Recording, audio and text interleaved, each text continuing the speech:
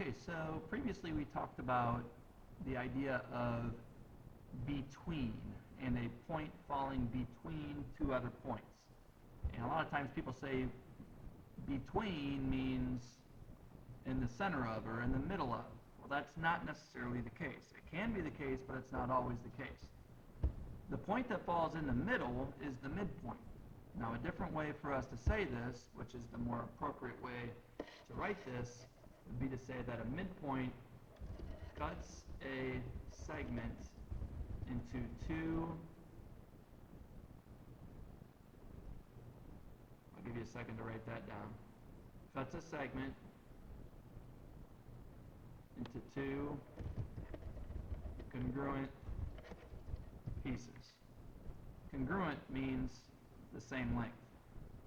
Okay? So when we look at this example and it says if the length of the segment below is 22 centimeters and B is the midpoint, how long is AB? Well, first of all, the symbol that we can use to show that two things are congruent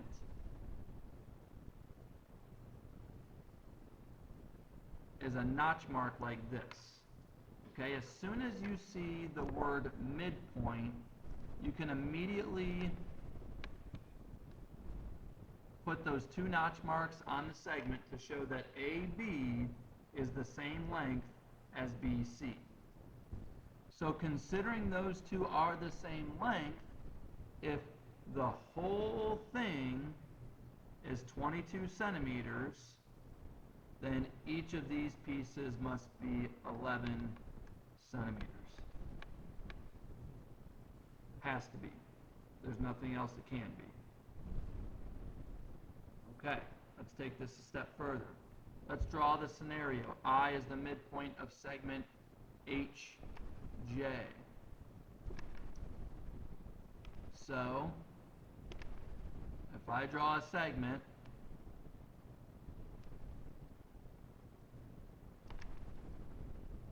and HJ is the segment, and they tell me I is the midpoint, that means that right about here, I cuts that segment into two equal pieces. So I can put a notch mark here and a notch mark here. And that notch mark means that HI is the same length as IJ. They are the same. So if HI is 3x plus 1 and IJ is 5x minus 7, we're going to set up an equation to solve that. Now, unfortunately, we don't know what the length of HJ is.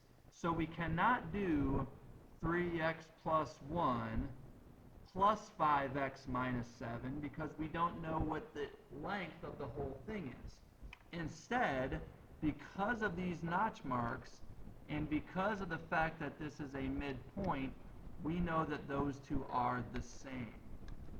Okay?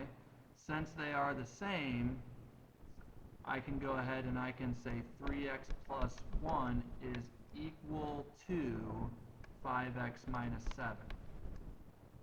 And now this just becomes a two-step equation. I want to get all my x's to one side. Personally, I prefer to keep my variables positive, so I would subtract 3x from both sides.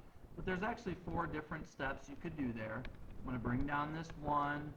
This is a 2x. Bring down the minus 7. Now I'm going to add 7 to both sides because my variable is on the right side.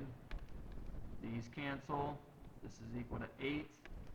I'm then going to divide each side by 2 to get the x by itself, and x is equal to 4.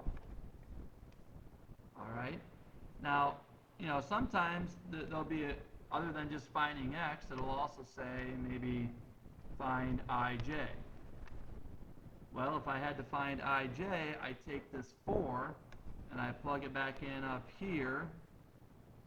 Oops, I'm sorry, ij is over here. Plug it in there. Ij is going to be equal to 5x.